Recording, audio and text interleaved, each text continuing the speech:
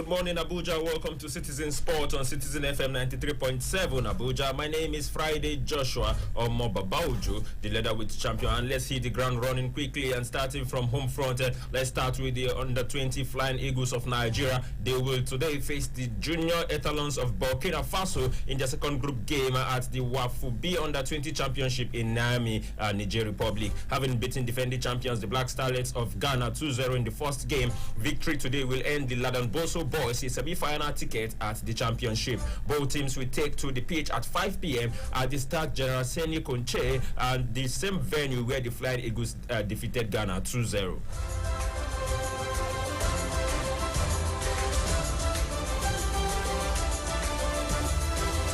Only the two finalists at the Wafubi Championship in Niamey will be eligible for next year's Africa Under-20 Cup of Nations, already scheduled to take place in Egypt next year.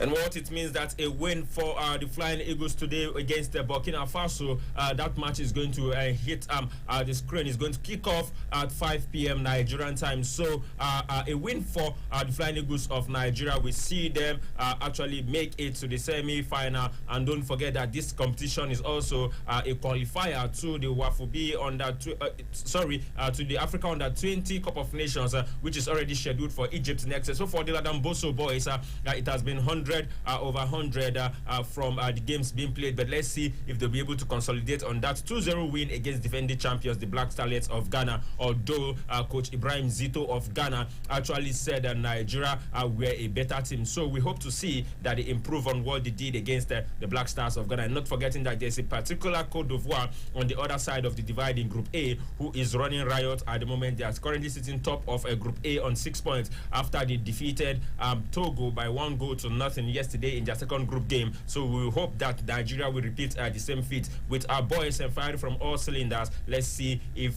they can actually do that against Burkina Faso tonight. And for Burkina Faso, it is going to be their first game in that encounter, so they want to make an impression, a statement, as they await their clash against the Black Starlets of Ghana, who are actually spitting fire out of their mouth that their second game against Burkina Faso is going to be a do or die affair, as they want to make it to the next phase of the tournament. So it's left to be seen among Nigeria, Burkina Faso and Ghana who qualifies to the next round and who drops out.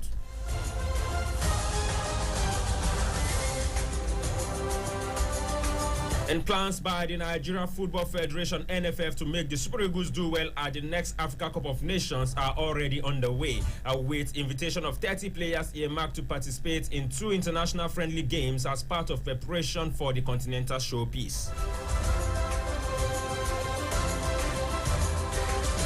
The 2 friendly games are against Mexico and Ecuador, both of the Confederation of North and Central American Football (CONCACAF). The list of invited players for the 2 assignments is a mixture of foreign and home-based players, as released by Coach Salisu Yusuf, head coach of the nation's Under-23 Eagles. Notable amongst the invitees are Captain Ahmed Musa and winger Moses Simon. 8 home-based and professional players are made the list. They include goalkeepers Adewale Adeyinka of Aqua United of Uyo and Ojo Olorunleke of Nasarawa United of Lafia, as well as Ibrahim Buhari of Plateau United and Victor Mboma of Eyimba International of Aba.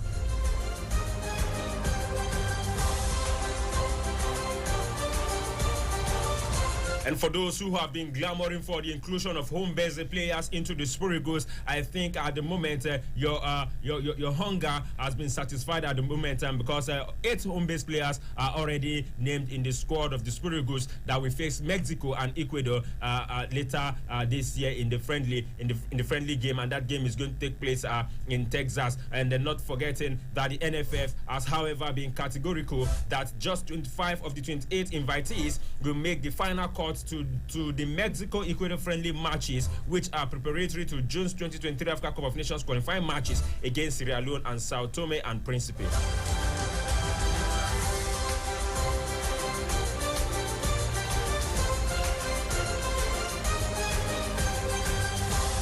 The two friendly games we hold in the United States. The first is against Mexico at the AT&T Stadium, Dallas, Texas on Saturday, May 28th, and the second against Ecuador at the Red Bull Arena in Harrison, New Jersey.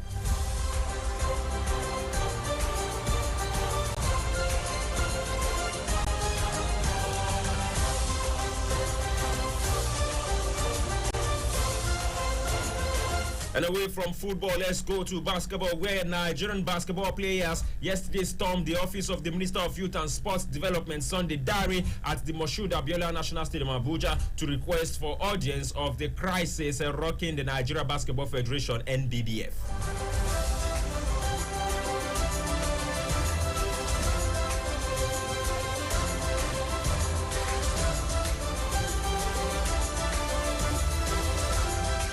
The players drawn from 16 domestic clubs, including Kano Pillars, Nigeria Security and Civil Defense Corps, NSCDC Defenders, Nigeria Customs, Kwara Falcons, City Coast, and among others, at the end of their meeting yesterday, wondered why the crisis would be allowed to linger without resolution. They, however, recalled how the Nigerian basketball went on for years without domestic league competition, but for the ongoing Mark the Ball tournament, which is already winding down.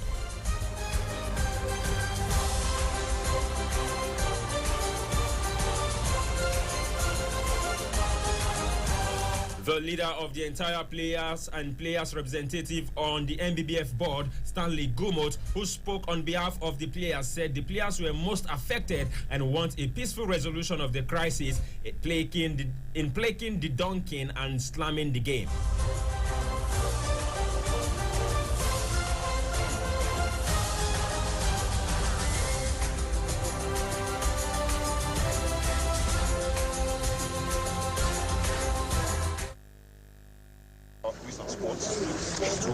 To ask him a few questions as to what is going on with our basketball.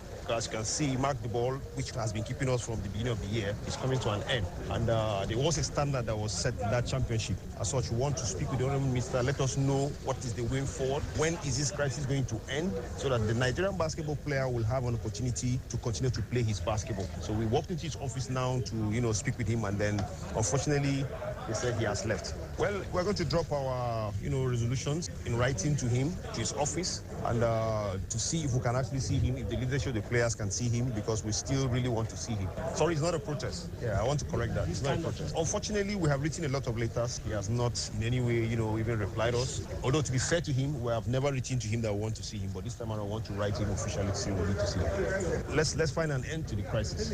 Let the basketball players play basketball.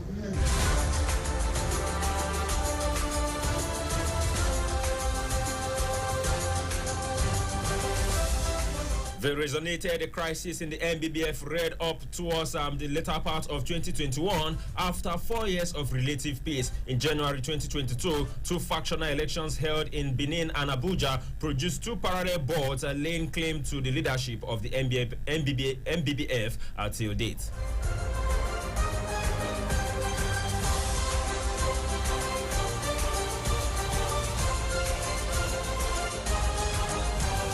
And just like they're saying, when two elephants fight, the grasses actually suffer, and that is the situation of basketball players in Nigeria, as they've been at the receiving end of this crisis, rocking the Nigeria Basketball Federation. And over at some point in about 3 years, there was no domestic league for these home-based players, as attention was just shifted to those who play the D Tigers and D Tigresses, and for these local based players.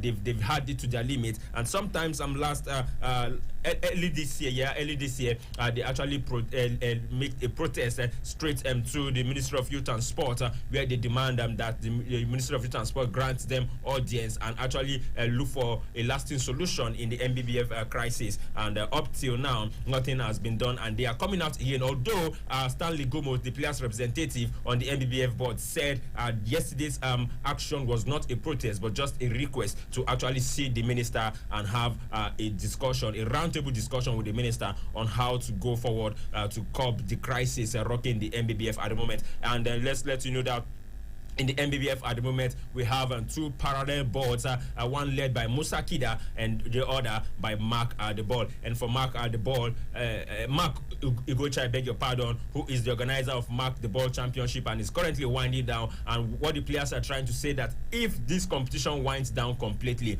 what is next for local-based basketball players in the country? And that is why they want to see the minister to actually sit down and have a round-table discussion on that issue. On the crisis rocking the Nigerian Basketball Federation.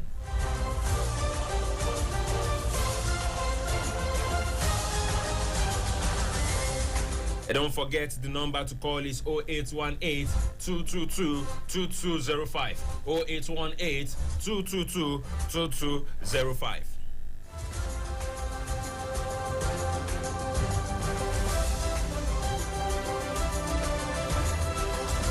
And in athletics, the 2021 Diamond League champion Toby Amuson has been listed by the World Athletics among the world-class women hurdlers to race at the 2022 Wonder Diamond League meeting in Doha, Qatar on Friday. The reigning African and Commonwealth Games 100 meters hurdles champion is built to race against 8 other stars, including world record holder of 12.20 seconds and Tokyo Olympic silver medal winner Kendra Harrison of the USA and Jamaica's Megan Tapa, a bronze medal winner also at the Tokyo Olympics. Other listed in the same race with Amuson are Jamaica Brittany Anderson, Bahamas Davin Charlton, French sprinter Sirin Samba Mayela, as well as American duo of Gabriel Cunningham and then Peyton Chadwick. The event scheduled at the SC Stadium in Doha on Friday is the first Diamond League for the year. Amuson became the first Nigerian athlete ever to win a Diamond League trophy since inception in 2010 last year in Zurich. She also set a sensational new African record and personal best of 12.42 seconds at the competition. This will be Amuson's second trip to Doha and 13th appearance in the top tier of World Athletics one-day meeting competition. The Nigerian placed second in Doha in May 2019, running 12.73 seconds behind Jamaica's William Daniel, 12.66 seconds. She made her Diamond League debut at the Golden Gala Petro Mina held at the Stadio Olimpico in Rome in May 2018 and would go on to compete in 3 more meetings that year. Amuson was not only crowned the 2021 Diamond League champion and awarded a Diamond Trophy last year, she also won $30,000 prize money as well as a wild card for this year's World Athletics Championship in Oregon, USA.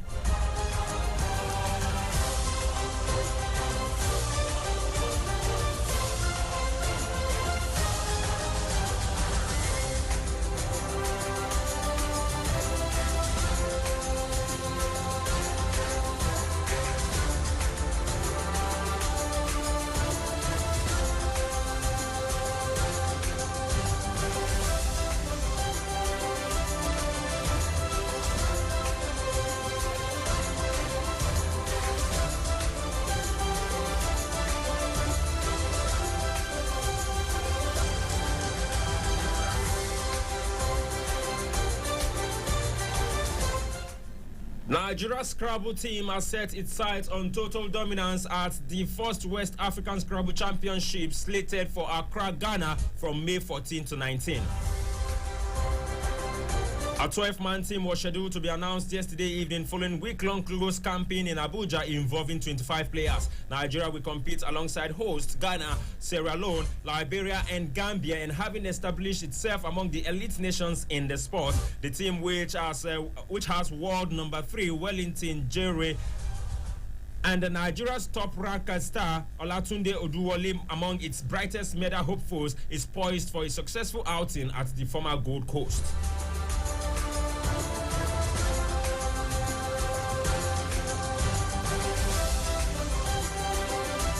Nigerian Scrabble Federation President Toke Aka yesterday said that we have our reputation and pride at stake, and we are not underrating other countries. Hence, we had a close camp for which our very best players were selected for the championship. He appealed for support towards the team as it's planned to attend the tournament by air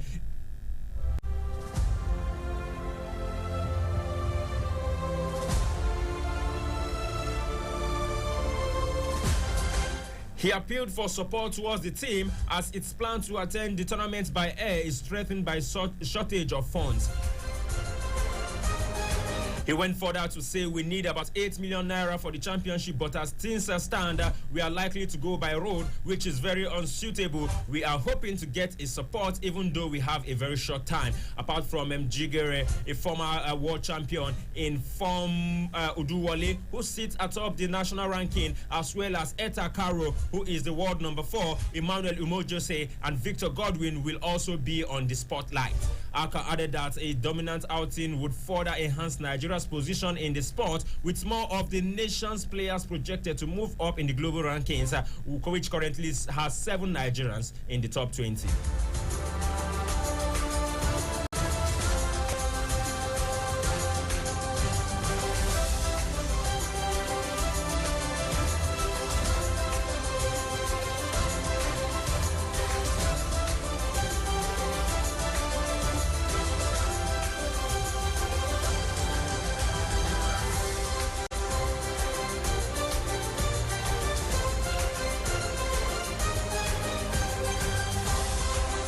And away from the shores of Nigeria and local stories, let's take you to England, where Liverpool yesterday maintained the pressure on Premier League leaders Manchester City as they survived an early scare to come from behind and win at Aston Villa.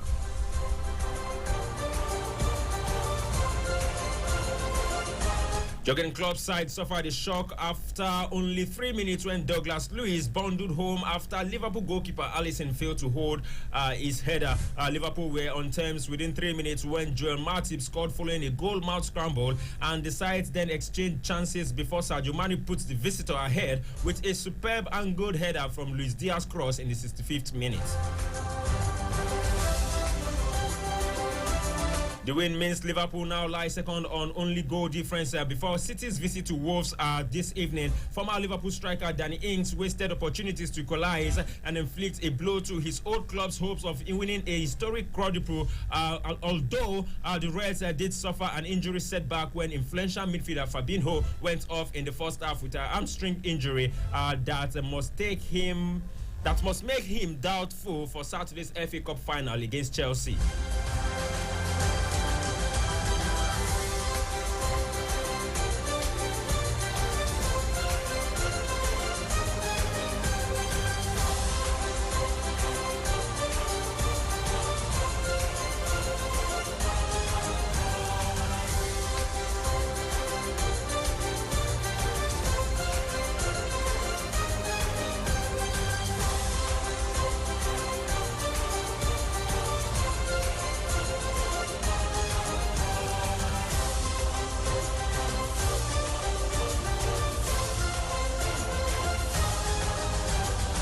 And meanwhile, 4 games will be on the card today as match day 36 continues in the English Premier League. At 7:30 p.m. it's going to be Leeds hosting Chelsea. Chelsea in that encounter, while Leicester City welcomes already relegated Norwich City, and Watford will sit at home to entertain Everton, and Wolves will test the might of league leaders Manchester City. Will Wolves be able to cause an upset against Man City? It's left to be seen when they meet this evening. And that match between Wolverhampton and Manchester City is going to kick off at 8:15 p.m. Nigerian time.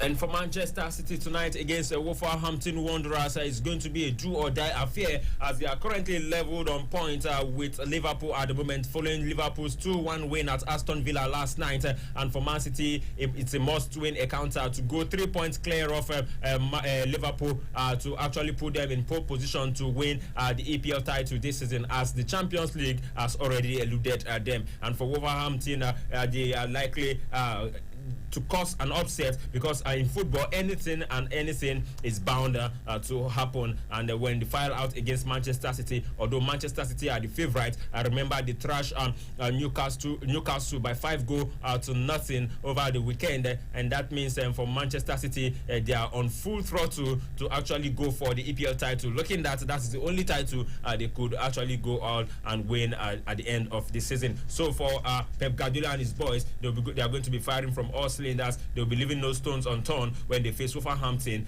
this evening.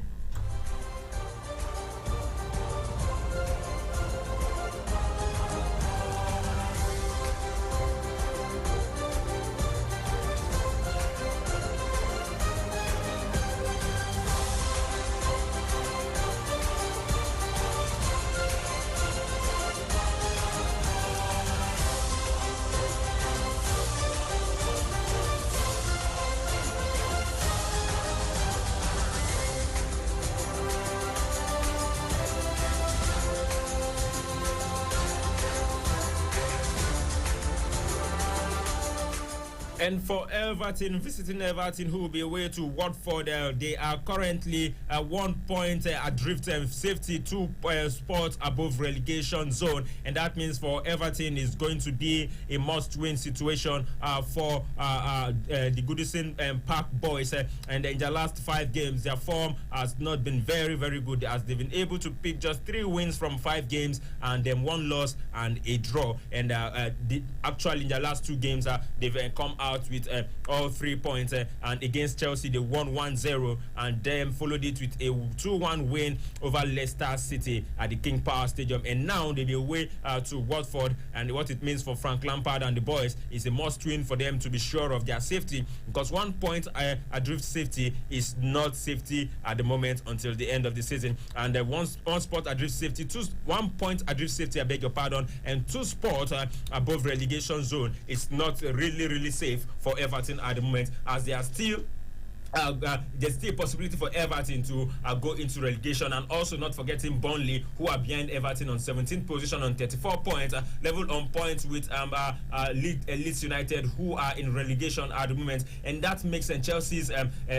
game today a very tough one against Leeds United, because they will be fighting hard to see if they can actually survive the drop. But if you check the current form of Leeds United, it is not good as well. And a win against Chelsea is possible looking at the current form of Chelsea. So that game can go either way between Leeds and Chelsea. Now back to the game between Everton and Watford. So it's a must win for Frank Lampard to win this game to ensure that they survive the drop.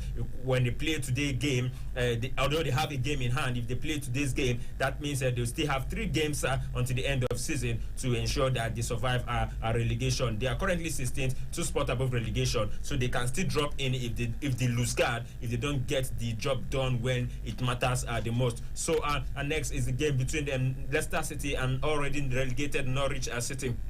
For Norwich City, it is done and dusted. Either a win or a loss does not change their situation at the moment, as they are currently bottom of the EPL table. And what it means is that a relegation is confirmed. Also for Watford, who are 19th on the log on 22 points, relegation is confirmed for them.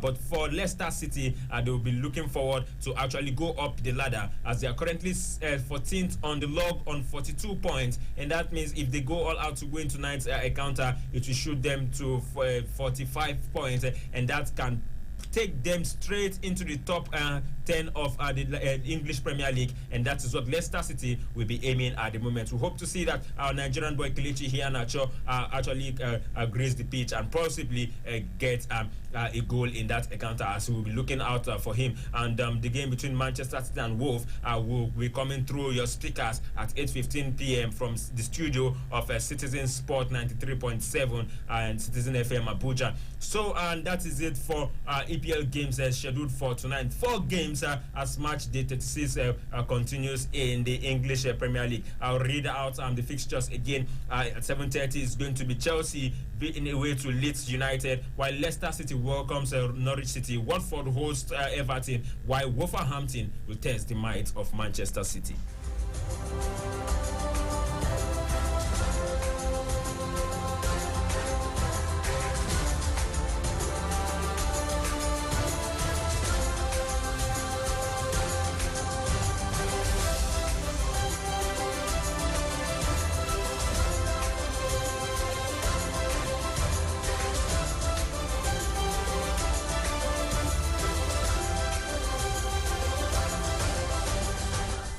The number of teams in the Champions League group stage will rise from 32 to 36 from 2024-2025 season under changes approved by UEFA. And under the new format, each team will play 8 games over 10 match weeks. But a plan to give 2 Champions League places to individual clubs solely on the basis of their past European performance has been abandoned. UEFA President Alexander Seferin said the dream to participate will remain for all clubs. Instead, 2 of the 4 extra places will be awarded on the performance of a country's clubs in Europe over the previous season. As it stands, the Premier League and Dutch Eredivisie would receive an extra place for next season if the rules to be introduced in 2024-2025 were in force as at present.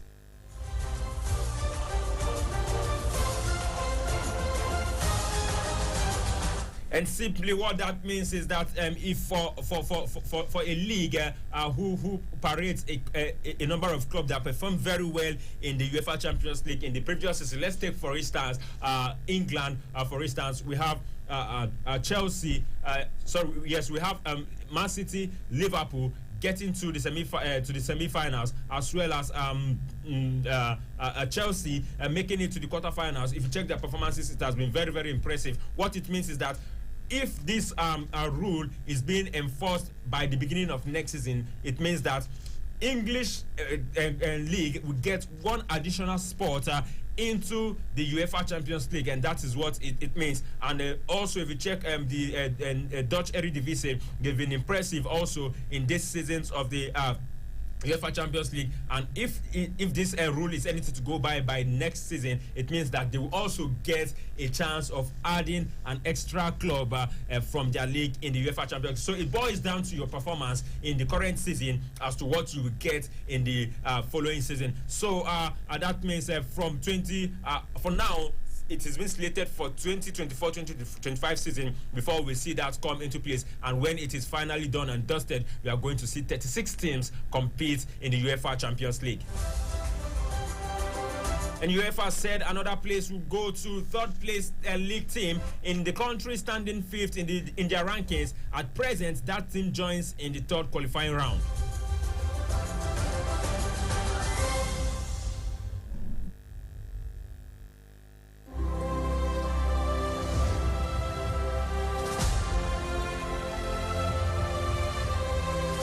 The European governing body said the 4th place would go to one country's domestic champions by increasing from 4 to 5 the number of teams who qualify via the Champions Path. That is UEFA's name for the qualification process for domestic champions who do not automatically go into the group stage. UEFA, though, rejected the proposal to allow clubs into the competition solely on the basis of past performance, something critics argued would have favored bigger names and provided them with a safety net if they performed poorly in a season. It has also modified an initial plan to increase the number of games in the group phase per team from 6 to 10, instead raising the number of matches to 8.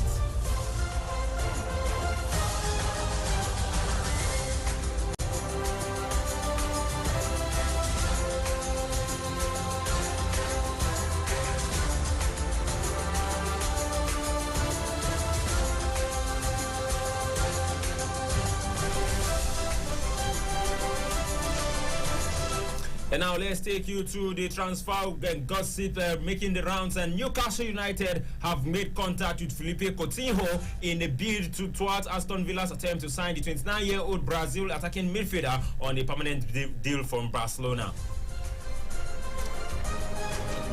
And West Ham are lining up a summer move for Aston Villa and England striker Oli Watkins, who is 26 years of age, with the Midlands club likely to demand a £50 million fee if that interest see the light of the day. And Barcelona are targeting Liverpool forward Sadio Mane, who has been linked with Bayern Munich.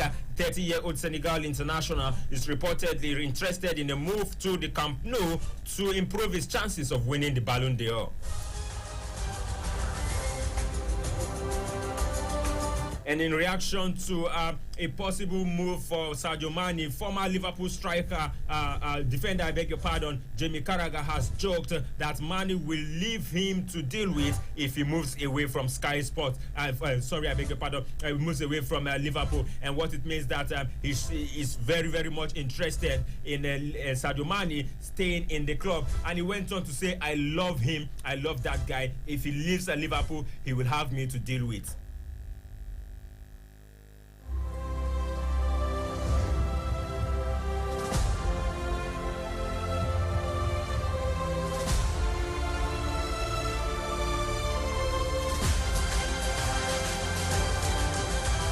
And still in the transfer speculation, Arsenal have put a former players of theirs, Bayern Munich and German winger Serge Gnabry, on a short list of their targets this summer. So we'll cross our fingers and see what Arsenal will do with that interest, if they will be able to go all out at the end of the day to get back the services of Serge Gnabry. We saw Serge Gnabry 2 seasons ago firing from all cylinders for Bayern Munich, and also this season the guy has been in top form. And let's see what Arsenal will do as they look forward to beef up their squad. And if they do that, maybe they might just be contenders for the EPL next season. As against all odds this season, we saw Arsenal came out of nowhere, close to the relegation zone, and now they are now fourth on the log in the EPL, chasing Chelsea. They might just displace Chelsea if Chelsea fail to get maximum result from their next few games in the remainder of the season. And now away from that, let's go to the Camp Nou, where Barcelona are also ready to offer Chelsea captain Cesar Spilicueta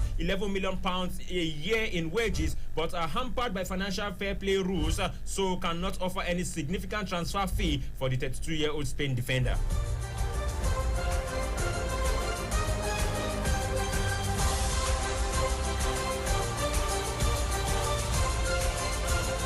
And also Tottenham and Spain left back Sergio Reguilon is also on Barcelona target, but without financial fair play rule, we don't know what Barcelona will do at the moment, as that is actually hampering their going out to the market to get players.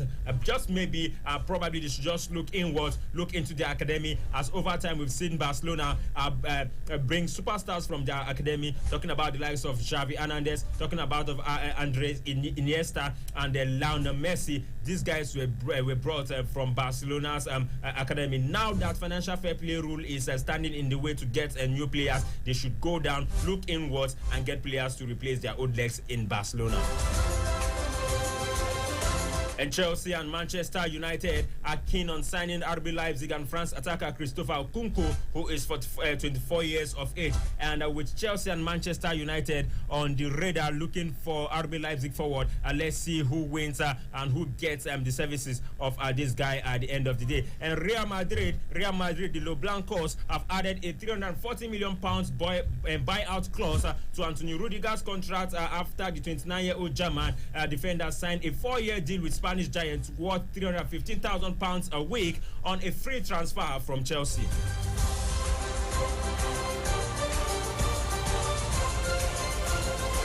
And for Rudiger, his move to Real Madrid has been done and dusted.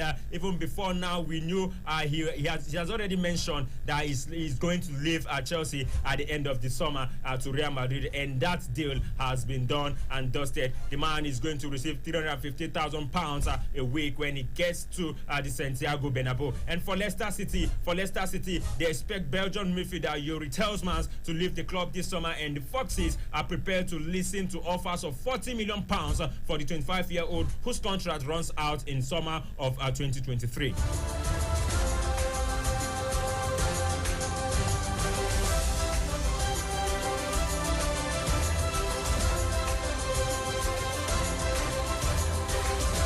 And with Leicester City expecting Yuri Tielemans to actually leave the Foxes at the end of the season, or at the end of summer 2023, Arsenal are one of the clubs being linked with Tielemans, but their hopes of signing him are set to depend on whether they can finish in the Premier League top 4 and secure a Champions League spot.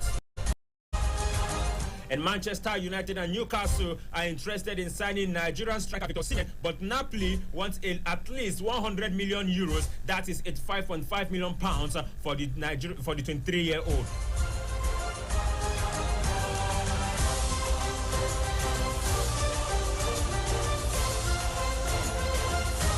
And I believe with Napoli failing to get their hands on the Serie A title this season, I think for Victor Osimhen, this is the right time to move, as he was supposed to move before the beginning of this 2021-2022 season, but he decided to stay for one more season.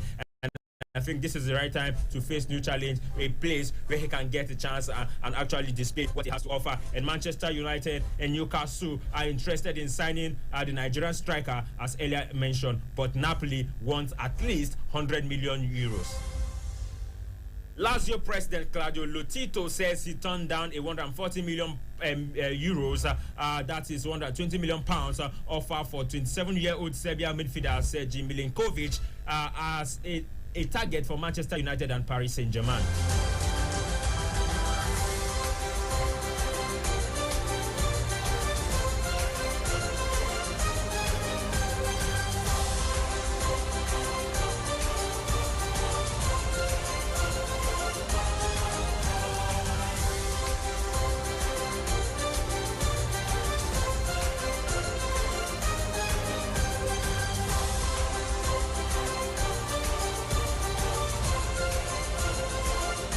Now let's look at other stories from the world of sport before we come back to the transfer window to call it a wrap-up for this morning's edition. And straight to the world of tennis. British number one, Ima Raducanu, was forced to retire from her Italian Open first-round match when she was again hampered by a back injury. Raducanu has been managing the issue in recent weeks, but after needing off-court treatment, she could not continue against Canada's Bianca Andreescu. The 19-year-old thread 6-2-2-1 in Rome when she decided to stop. It is the latest in a series of niggles that have dogged the US Open champion in her first full year on the WTA tour.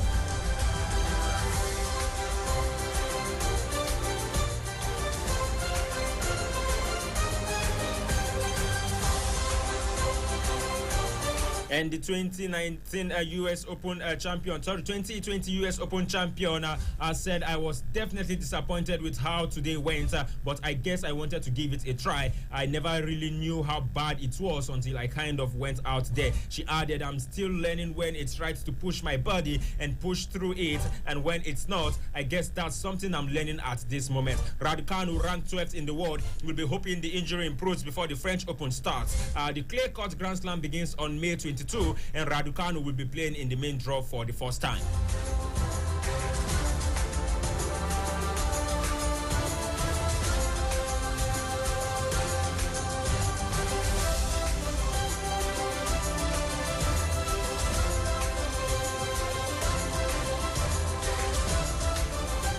She struggled with a back injury during her defeat at the Madrid Open last week and said before facing Andreescu in Rome, she was managing the problem. The British teenager needed an injury timeout at 5-2 in the first set, going off court for lengthy treatment. After initially appearing to serve better in the second set, she told the umpire she could not continue after losing serve for the third time in the match. It was a disappointing end to a highly anticipated first contest between two of the most talented young stars in the game.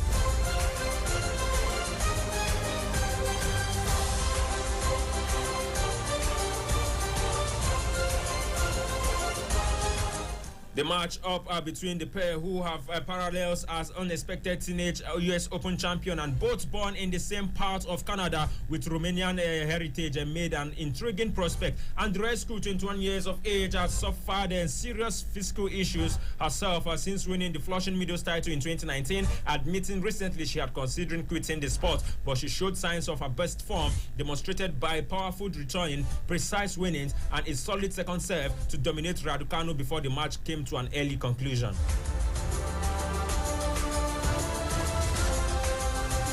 And in cricket, former New Zealand and captain Brendan McCullum has emerged as a contender to be England's test coach. McCullum, 40 years of age, is interested in the job and has held talks with England and Wales Cricket Board. He is currently in charge of Indian Premier League side, the Kolkata Knight Riders. England have advertised for separate tests and limited overs coaches to replace Chris Silverwood, who left his role in February. The deadline for applications was on Friday and interviews were held on Monday and Tuesday. McCullum may have been seen as a better fit for the white ball role. He is a close friend of England limited overs captain Ian Morgan, but he also played 100 tests for New Zealand, and his time as captain was the beginning of a steady Black Caps improvement that eventually saw them crowned World Test Championship winners last year. And in basketball, Nikola Jovic has won the MVP award for the second successive season, according to widespread reports, with a formal coronation expected at some point this week. Djokovic, who is spending time back in his homeland, Serbia, is also understood to have heard the news on Monday, prior to it being formally reported by ESPN's Adrian Wojnarowski. Once formally confirmed by the NBA, it will mean that the Denver Nuggets center becomes just the 15th player to win the award more than once, and the second consecutive European to win the award back-to-back after Giannis Antetokounmpo did in 2019 and 2020.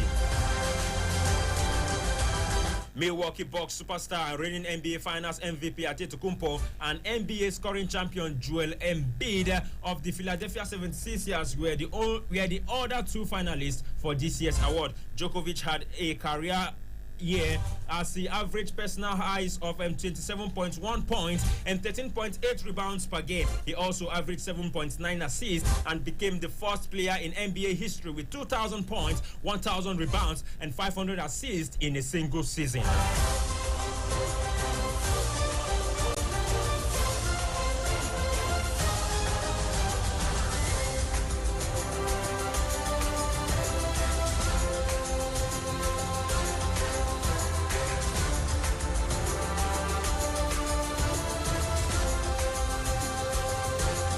And quickly, let's go back to the transfer gossip. And Lazio president Claudio Latito, okay, I've taken that one already. And Sevilla could sign Arsenal winger Nicolas Pepe in the summer, with the Ivory Coast international valued at around £25 million. And for AC Milan, they are interested in Arsenal and France defender William Saliba, who is on loan at Marseille. Despite reports that the Gunners have begun talks with 29-year-old Egypt midfielder Mohamed El Neni, counter reports claim he has agreed a deal in principle with Galatasaray.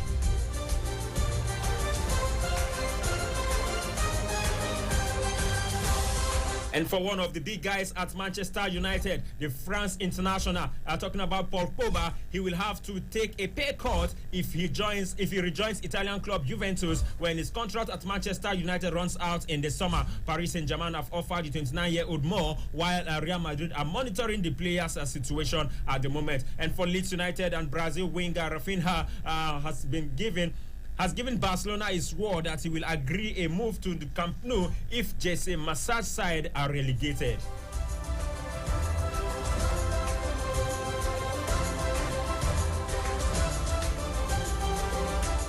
And Tottenham Hotspur look likely to beat Manchester United to the signature of West Brom Albion goalkeeper Sam Johnstone. The England international, who started his career at Old Trafford, would be back up to Hugo Lloris at the Spurs. And Spurs are also considering offering Manchester City and Ivory Coast midfielder Yaya Toure, who is 38 years of age, a coaching role when he completes his UEFA badges. And finally, on the transfer gossip, Manchester United are getting close to agreeing a contract with Ajax assistant manager Michel van der Gaag to join Erik ten Hag at Old Trafford. And that's the size of the package this morning. Thanks for staying tuned on 93.7 on Citizen Sport until we come your way in the evening at 6 p.m. Keep your dialogue on 93.7. My name is Friday Joshua Omoba Bauju, the leatherweight champion, saying hasta la vista, goodbye.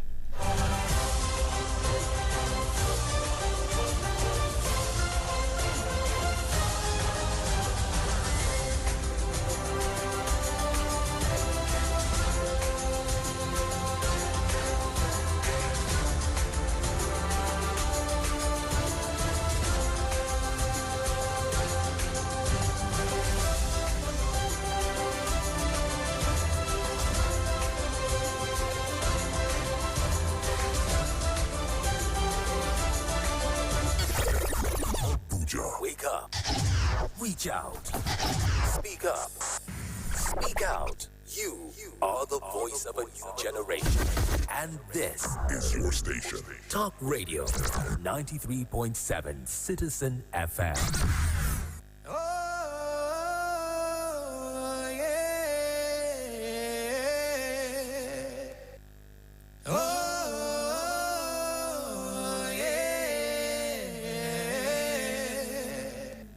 Citizen FM Abuja. Now we be the voice of the people. Citizen FM Abuja. Now we be the voice of the people.